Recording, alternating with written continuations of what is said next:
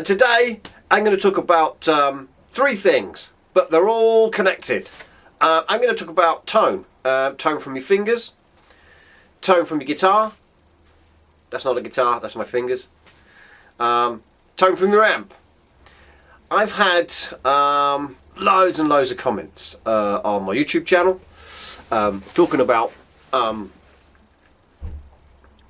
tone, and you should be doing this, or you should be doing that, or this tone's good, that tone's not so good, or the reason why this happened is that, and the reason why that happened, etc, etc, etc. I'm not going to go into tone woods and things like that, although I am going to touch on the subject coming from a different angle.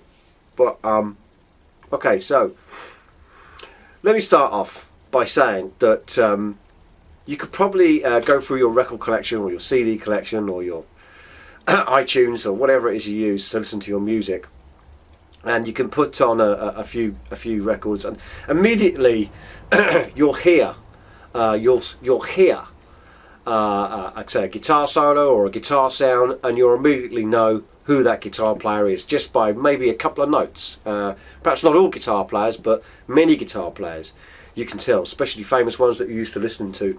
You can hear, it's them. There's some pretty distinct guitar sounds out there, and many people try to emulate that guitar sound, and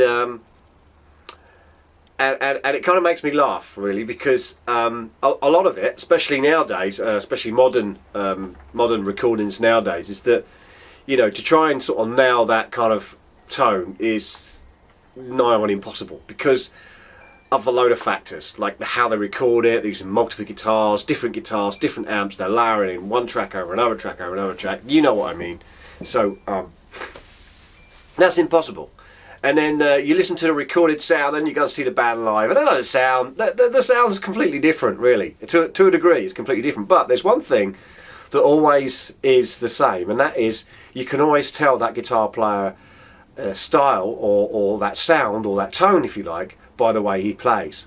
So what I'm trying to say to you is that the number one tone that you're ever going to get from your guitar rig or your setup are these.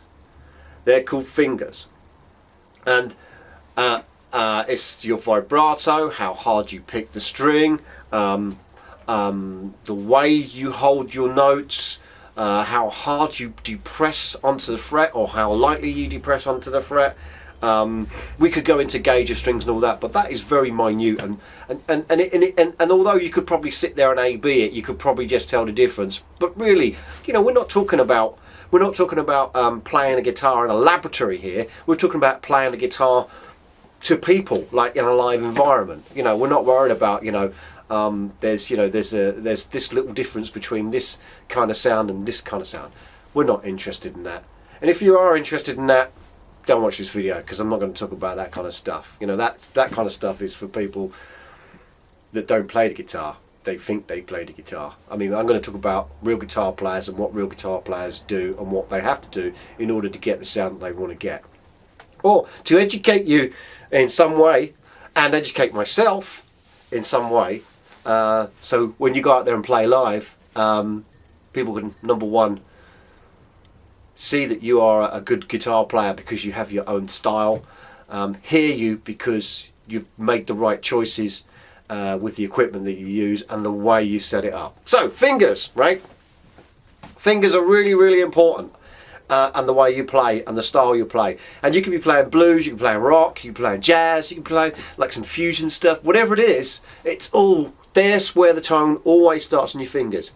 And people say, oh, the pickup will make your sound would be the biggest. It will make the biggest difference out of everything else you do on a guitar. The pickup would make the biggest difference to your sound. You are wrong. The biggest difference to your sound will be here, and I've already proved it. You go and pick a song out of your pick a song, play it. You'll know the guitar player from his style, the way he picks, the way he uses his fingers. So that's that. Right. The next thing we need to talk about is the sound of the guitar.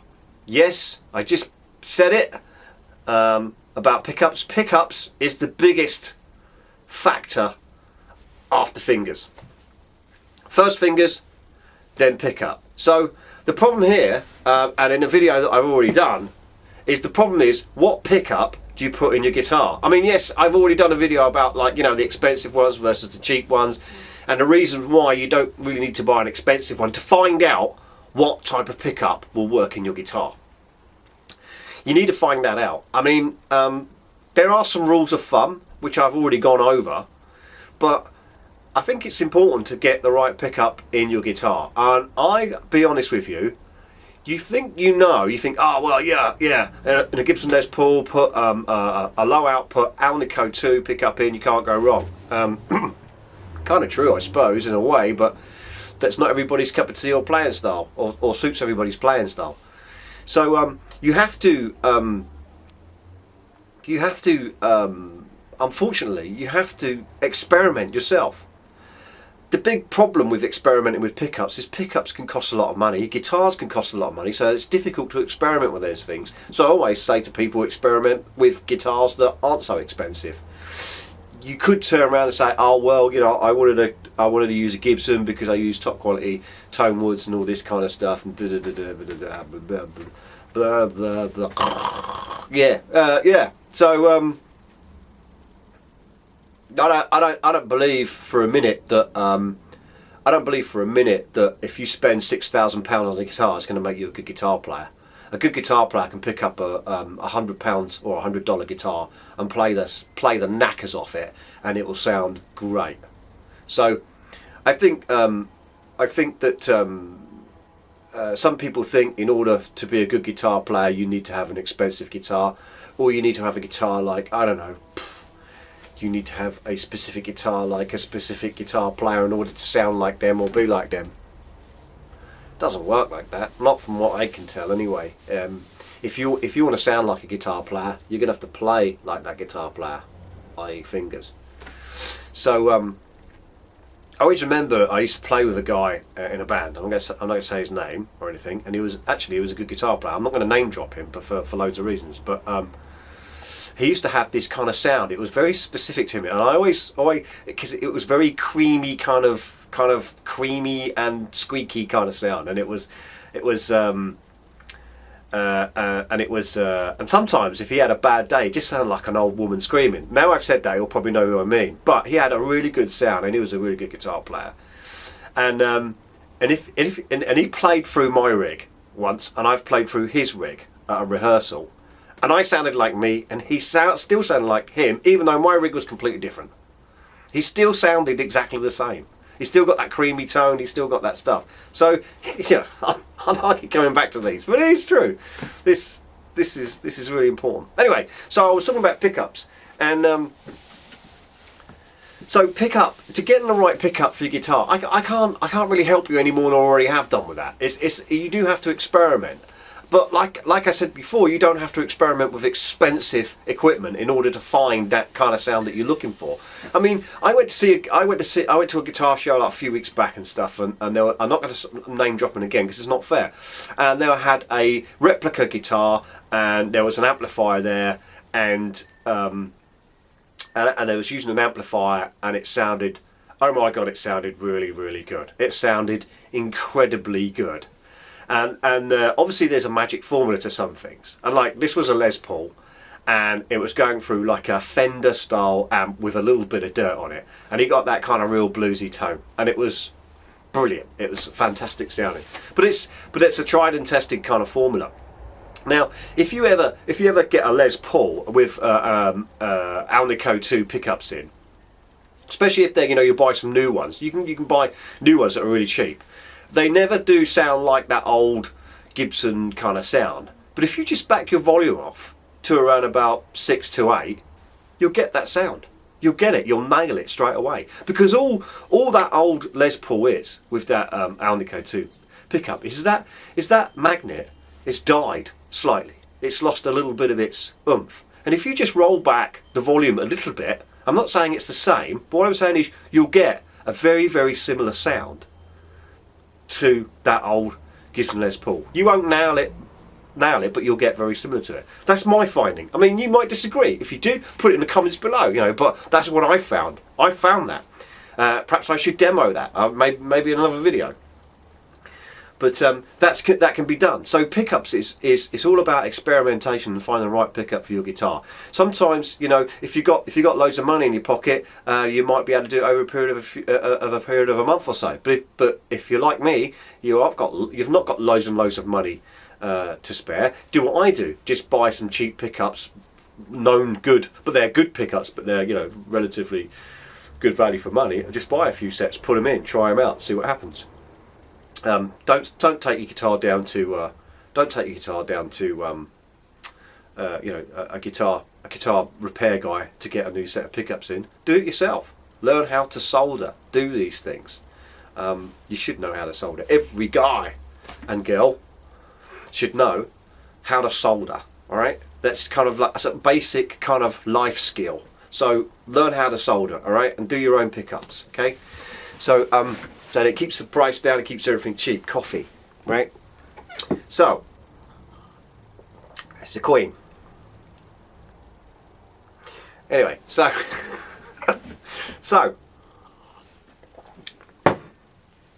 pickups are a big deal. Are a big deal for people, because people think that by changing a pickup in a guitar, it's going to change everything, and it doesn't change everything. All it does is change your sound a little bit.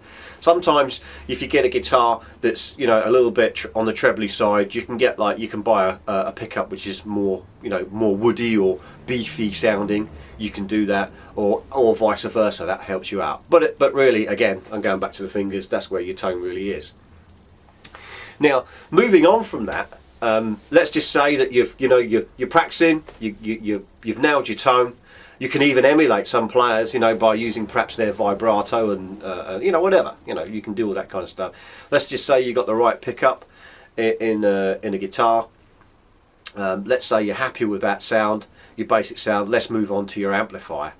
Now, amplification is a difficult one, because obviously every single amplifier manufacturer, very similar to the guitar manufacturers, I'm going to say their amplifier is better than everybody else's amplifier.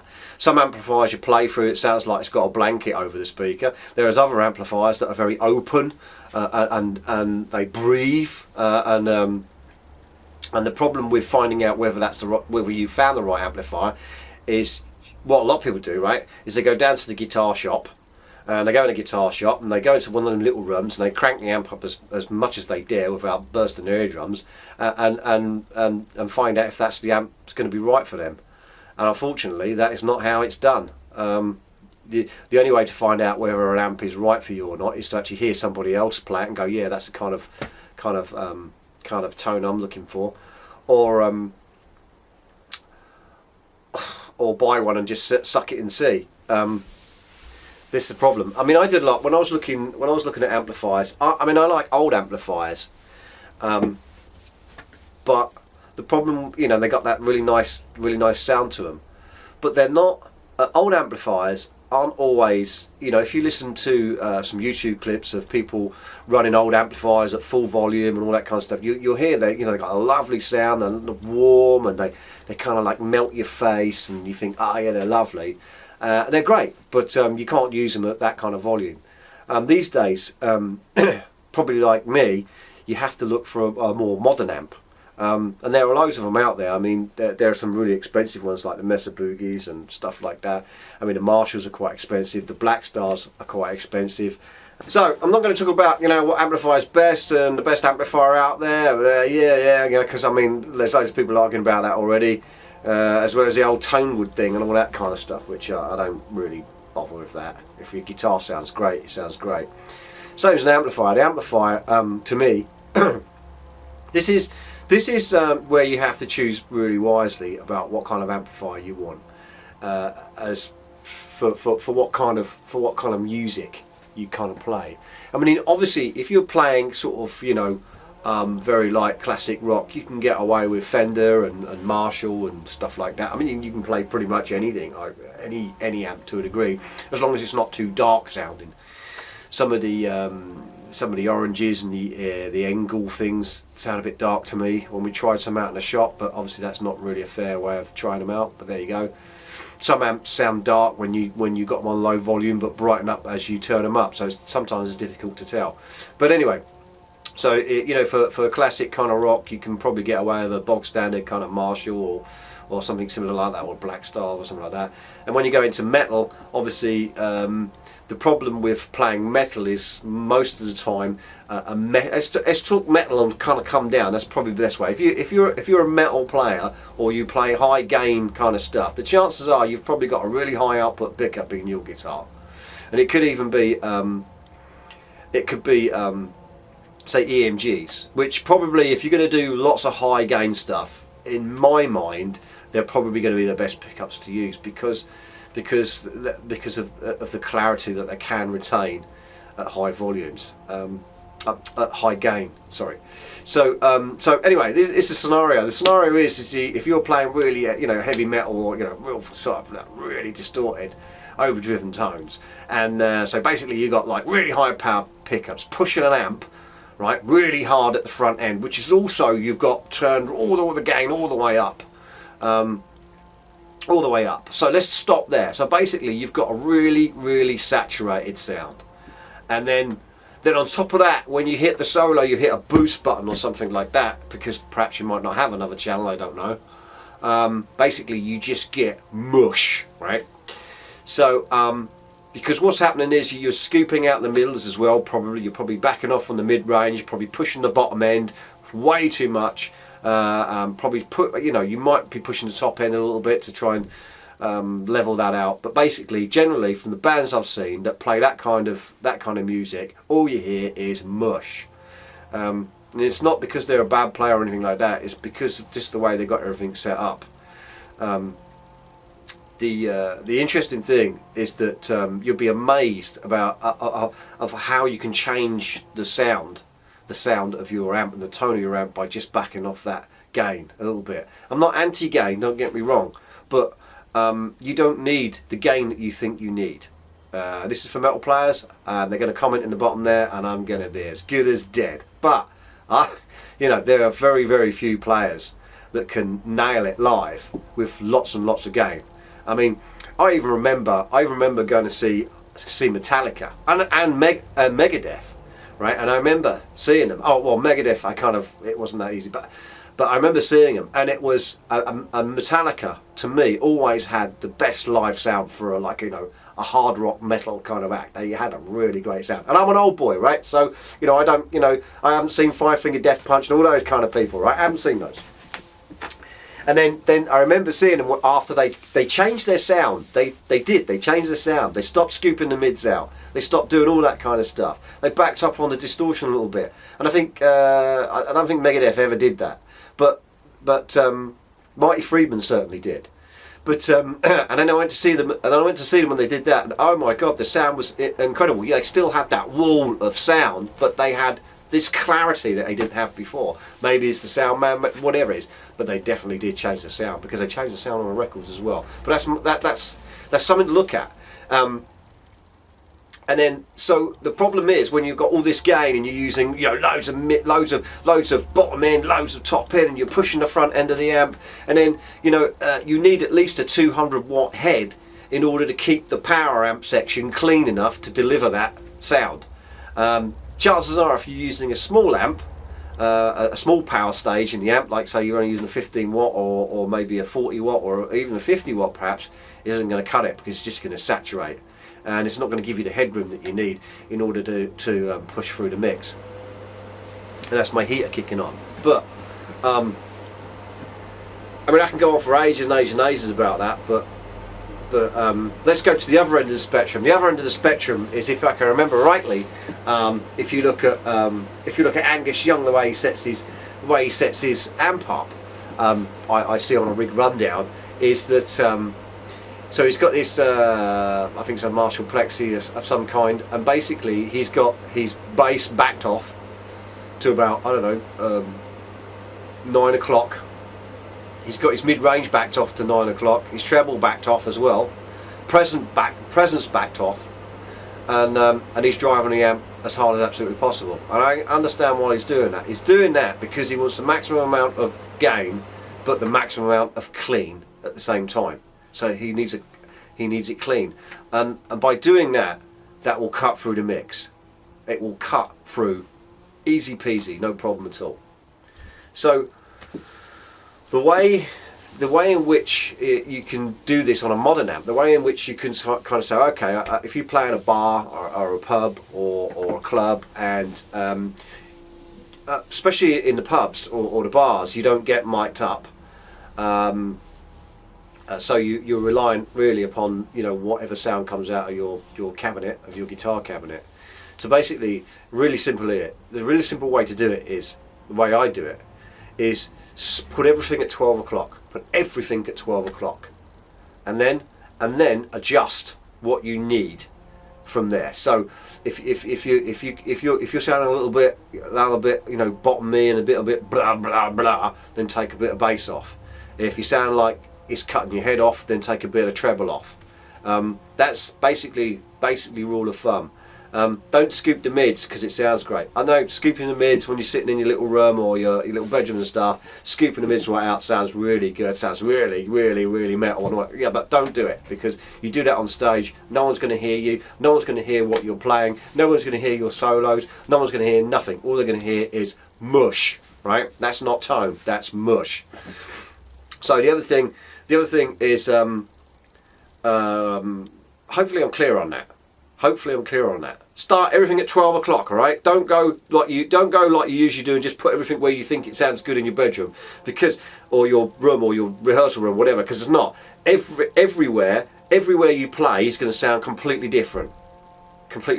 Now the other thing we need to pick up on is about the great thing about modern amps as opposed to vintage amps. Don't get me wrong, right? I love vintage amps, right? And the reason why we love the sound is because, you know, we've probably grown up listening to them, or have listened to these, and they're just like wonderful. And then you hear them, you think, oh, that's great.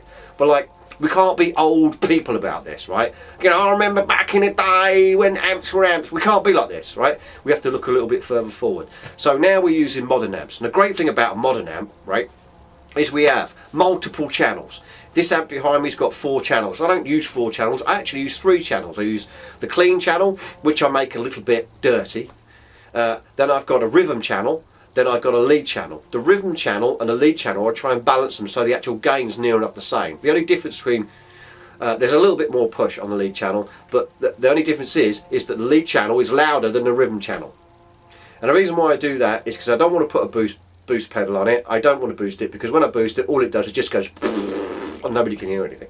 So so the third channel I use for a lead channel, and I just can adjust that at sound check to make sure that it's not too loud and it's not too quiet. Great. So a modern amp allows you to do all those things. Plus, with a modern amp, you've got much more control over your overall sound. Usually they might have kind of controls on the power amp side of things. Maybe yours doesn't, maybe it does. Sometimes, like for example, Black Star, they have a little button where you can move to American, to an English sound.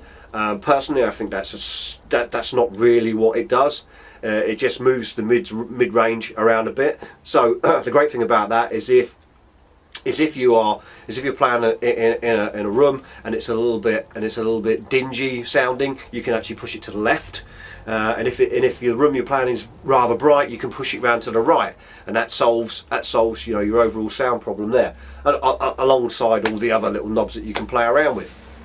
And obviously a lot of amps now have resonant knobs on them as well, which is part of the power amp, so you can match it to the cabinet, which we'll come to in a little while, where some cabinets kind of sound a little bit boxy, some cabinets sound a little bit very low and grunty, some cabinets sound really bright depending on what speakers you're in, and you can adjust that so it sounds the same with different cabinets. Anyway, so with modern amplifiers you can do all these things, you have a lot more control over it. So personally, although I love the old style amplifiers and all that kind of stuff, really you need to look at a modern amplifier in order to to be able to do all these things and have control over your overall sound. So but you don't have to buy expensive amps. I think to be honest, I know I've got one behind me and I've used all sorts of amps. Black Star seem to have a multitude of amps for a multitude of different kind of gig styles. So obviously I go for the bigger ones because there's more headroom. That's another argument. That's another argument. But I don't want to go from that argument. That's just depends on, you know, what kind of music you play, and where you're playing and how you're playing, all that kind of stuff. So, you know, I would go when buying an amp, I would spend as much money as I would spend more money on an amp than a guitar. That's for sure. Definitely. If you was going to gig guitar, crap amp, good amp, not so good guitar, you know, I would go with the not so good guitar and brilliant amp. You know, I would go with that any day of the week. Any day of the week, I'd spend more money on an amp than I would do a guitar. Wouldn't even think twice about that. So, so next is speaker configuration, or speakers. So some amps are combos. They come with the speakers already in there. Or separate cabinets, 2x12, 4x12, or 4x10, or 2x10, or whatever it is. Generally, I would go for a 4x12 or a 2x12 configuration for rock or metal or whatever it is. That kind of, if you're a rocky guy, you play rock music, I would go for that. Generally, when you buy kind of these cabinets, sometimes they don't have the speaker in that you want. Now, I just did a video where I swapped out some 70-80 Celestion speakers for some G1275s. Much to the horror of some people who commented on my YouTube channel about the G1275s. The interesting thing, I'll tell you about the G1275s in a little while, because some people hate them and some people love them. They're like Marmite, if you know what Marmite is. Anyway, so let me go back to where I was. So 70-80 speakers, they usually come with not so great speakers. You might want to change them out. There's nothing wrong with 70-80 speakers. They're okay, but you know, the first thing I do, probably if I buy a 4x12 cabinet, if I buy one, I usually buy one second hand. Generally, I try and look for one that's got some decent speakers in, like, you know, vintage 30s or something like that. You know, something like that. So. The other thing, let's go back to the Celestians. If you go on YouTube, you can hear there's one particular guy that does some really good videos. I'm not going to say his name, but you'll find it really easy. You can hear. He'll do different speakers. He'll play different speakers in one video, and you can hear the difference between each one, and you can get a pretty good idea of the different kind of sounds you get from the speaker. Although it's kind of weird, because your ear just adjusts to one speaker sound, you go to another speaker sound and you think, that's horrible, and then you just get used to it, going, actually it's not so bad, and then you move to another speaker sound and you go, that's horrible too, but then all of a sudden you go, oh yeah, it's quite nice actually, and then you go back to the original one that you liked from the first place and you think, oh, that was yuck. But anyway, that's kind of a weird thing about speakers. So the thing is about speakers is that what I'm always interested in is that is to get a decent quality speaker. Generally, the rule of thumb with speakers is the more you pay, the better they are. That's not always true for everything else in the world, but as far as speakers are concerned, that's what I've found.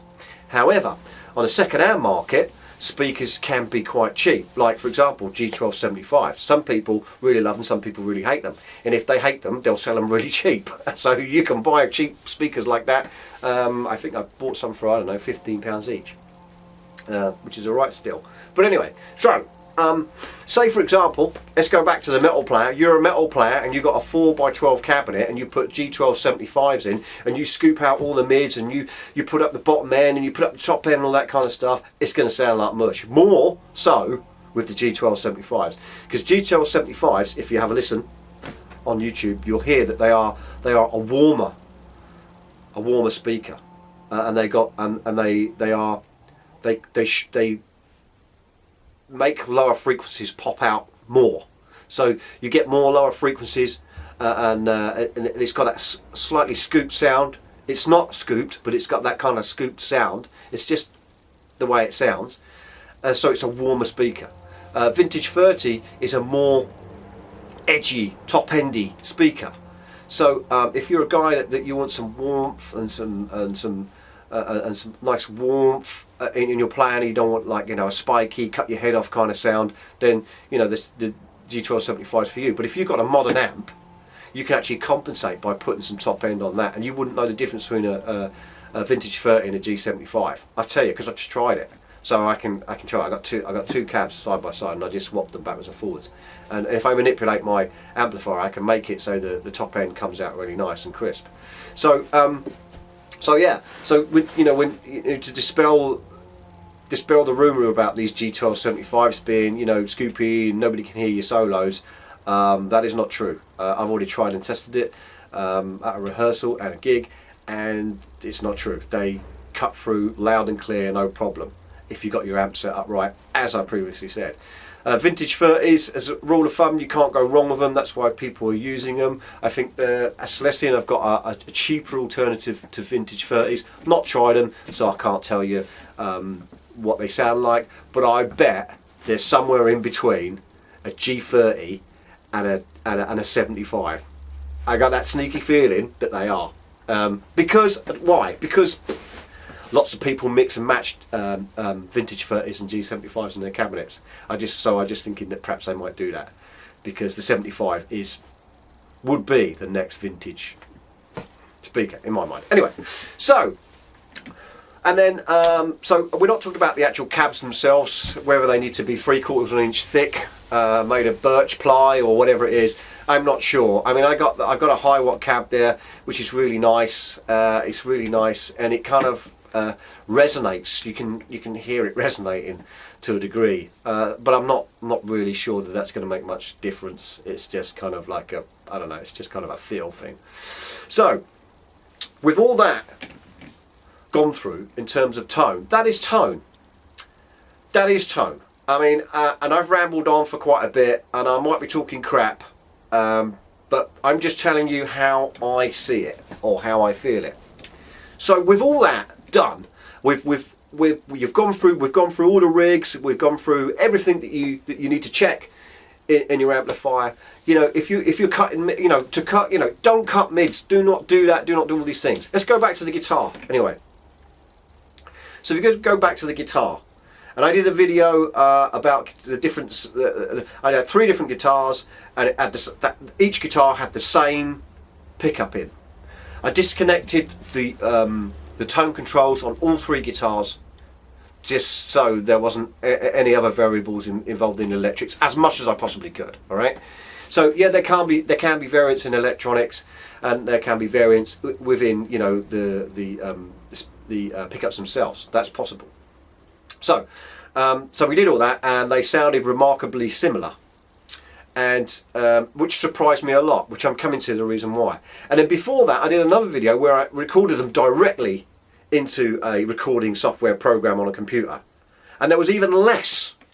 You couldn't tell the difference between any of the guitars. You couldn't tell the difference between any 3 of the guitars, whereas when we did it through an amp, you could tell a little bit more difference. But I'll tell you this, is because I don't really want to get involved with this tone wood thing, is that what I do know is that when I did a gig, the last gig I did, where